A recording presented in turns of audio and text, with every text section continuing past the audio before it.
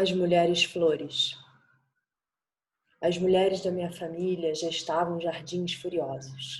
Havia algo de inquietante naquela selva para a qual me carregavam e onde eu me sentia mais viva do que em qualquer outro lugar da infância.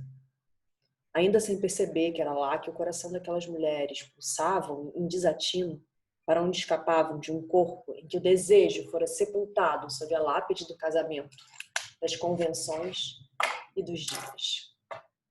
Era lá que seu sexo pulsava, úmido e quente, devorando e sendo devorado, enquanto elas ajeitavam os bobs no cabelo.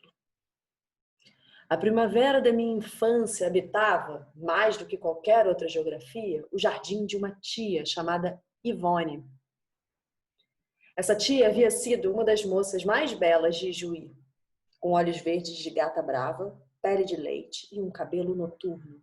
Ela parecia a Ava Gardner, ouvi infindáveis vezes dos mais velhos, num tom de admiração e lamento, porque ninguém com aquela aparência merecia sofrer tanto quanto ela.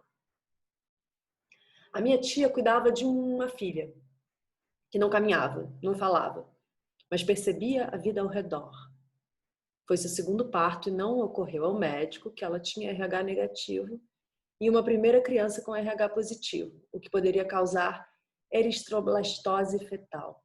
Um erro tão prosaico para a medicina e tantas vidas assinaladas. Esse parto trágico reduziu minha tia a uma administradora de dias determinados por horários e gemidos.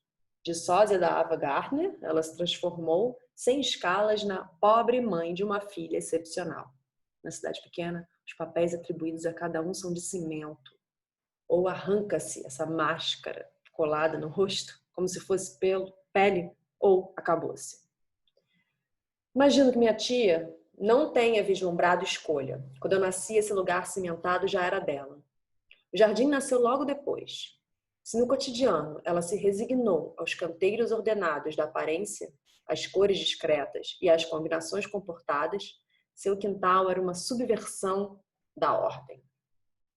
Lá ela plantou de tudo, e tudo misturado.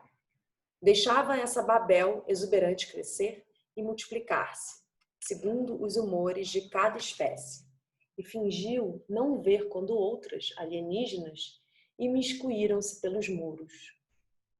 Enquanto entre as paredes da casa ela encarcerava suas grandes esperanças numa fachada de resignação, nos cantos sombrios de seu jardim, o coração da minha tia batia com fúria. Na violência daquelas plantas entrelaçadas, crescendo sem poda e sem propósito, ela protegia sua porção vital.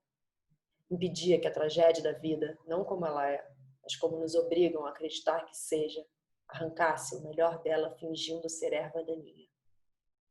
Havia flores comestíveis e outras carnívoras, frutas de formatos e cores esquisitos, regiões com plantas tão fechadas que aranhas e insetos desconhecidos se reproduziam em cenas de sexo violento e explícito, assistidas por mim e pela minha prima, com olhos estalados.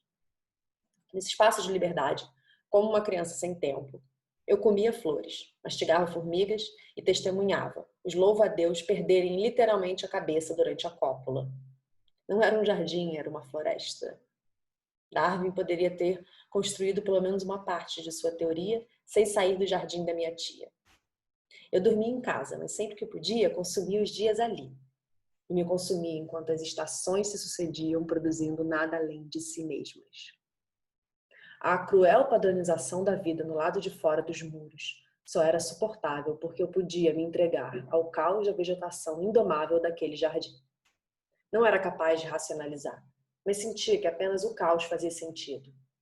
A vida se dava no descontrole, não nas regras que regiam uma cidade que era o mundo inteiro. De algum modo, o jardim manteve intacta uma porção da minha sanidade. Na infância, somos todos sobreviventes. Ao crescer, perdi o jardim. Ele continuava lá, mas eu já não era capaz de enxergá-lo. Minha tia seguiu cavando e plantando, ou fingindo que plantava, porque o jardim era livre, desacomodado, num desvão da lógica. À medida que as pessoas foram morrendo ou partindo ao redor dela, mais e mais veroz o jardim se tornava. Já era difícil adivinhar os contornos da casa perdida naquele mato. Minha tia restou sozinha em seu jardim com uma casa no meio, por muitas estações. Há alguns anos teve de vender a casa, o terreno, o jardim, para que lá construísse um prédio. Em troca, lhe deram um apartamento. Para todos parecia uma ótima ideia se livrar de uma casa velha e de um matagal. Menos para minha tia. Eu nunca perguntei a ela como se sentiu ao assistir ao sepultamento do seu jardim por um prédio-túmulo. Quando fui visitá-la, ela me apresentou seu apartamento. Eu fiquei aliviada ao perceber que as plantas já começavam a subverter os cômodos. O coração selvagem seguia batendo no peito da minha tia. O jardim ainda existe, em seu lado de dentro. Nessa topografia interna, ela para sempre será, como Jean Cocteau disse de Ava Gardner, o mais belo animal do mundo. Diante dessas mulheres, que se insubordinavam em verde, com suas coxas de plantas e suas vaginas de flor carnívora, era previsível que eu desejasse o meu próprio jardim. Durante minha primeira infância, até começar a botar corpo de mulher, eu sonhei com um jardim só meu. Penso que acreditava ser capaz de recuperar as roseiras do meu pai, a casa de idílios e um tempo sem luto. Mas percebo ainda que havia algo do feminino que eu intuía que só poderia florescer em território próprio.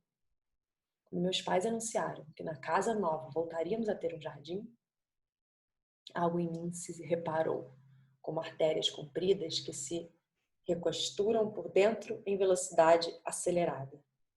Era um sobrado em formato de caixa.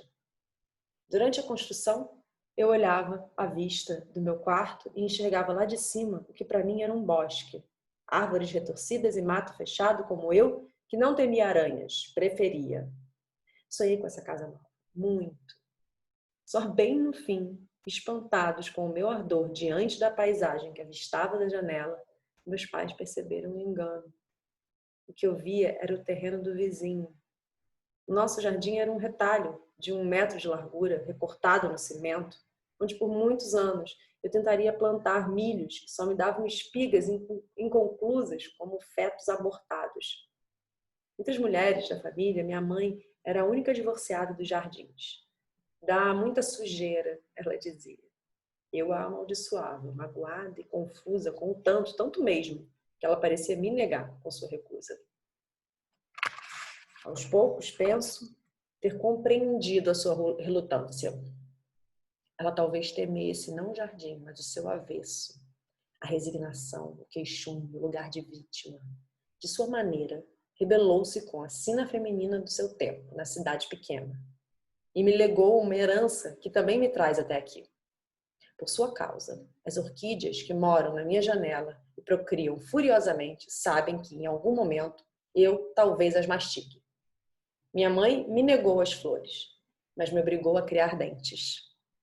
Gestei caninos afiados, como as espadas de samurai dos filmes de Tarantino, e os cravei no feminino em mim. Mas essa compreensão é da mulher que sou hoje.